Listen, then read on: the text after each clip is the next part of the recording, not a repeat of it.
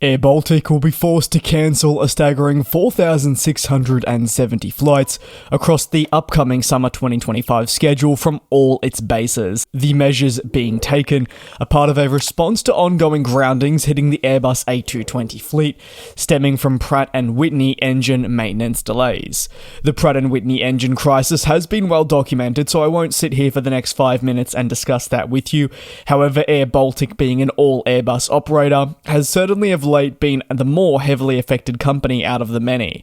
Those heavy effects have then translated to an inability to serve markets that it would ideally like, and it has therefore been forced to operate at a reduced rate. The airline's latest announcement will see staggering changes to its route network during the summer month. Typically, of course, this is your busiest period, and arguably for carriers also one of the most profitable times of the year.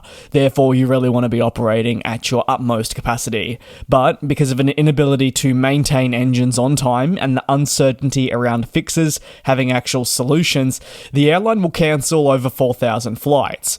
If you're wondering how this will be done, 19 routes will be axed during the summer months. The route adjustments will not just stop at the cancellation of routes with airBaltic, it'll also be forced to reduce the frequency of existing services across 21 different markets to try and cope. With over 4,000 flights cancelled, we aren't talking about some minimal changes. It's a hefty one, and it will be felt across the airBaltic network. Despite the challenges, they do say they're committed to at least trying to find ways to maintain an operation that can be robust, even if it is going to be at a reduced rate. With over still 70 destinations to be offered, not just across Europe, but beyond, the airline is still betting on having a schedule that is pleasing for customers. And of course, if people are to be impacted by the schedule changes, airBaltic will be doing everything in their power to ensure that people can get to their end destination on time with limited kerfuffle. While the airline, yes, profoundly apologizes for the impact this will have, it is aware that the situation largely remains out of its control. This thanks to external factors, spurred on by things such as the global supply chain and maintenance constraints that are seen at Pratt Whitney. Moreover, you probably already know this by now, but if you don't, airBaltic is not the only airline that has faced something very similar like this and been forced to cut routes in recent times.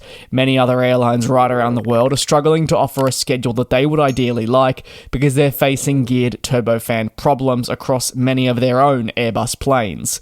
Cancellations have been, yes, a relatively common way out. Some companies have turned to the leasing market as a means to cope as a last resort, but obviously, however you choose to look at it, it's far from optimal, and obviously the airline in question would not like this happening. On your screen now, feel free to pause the locations that are going to see cancellations.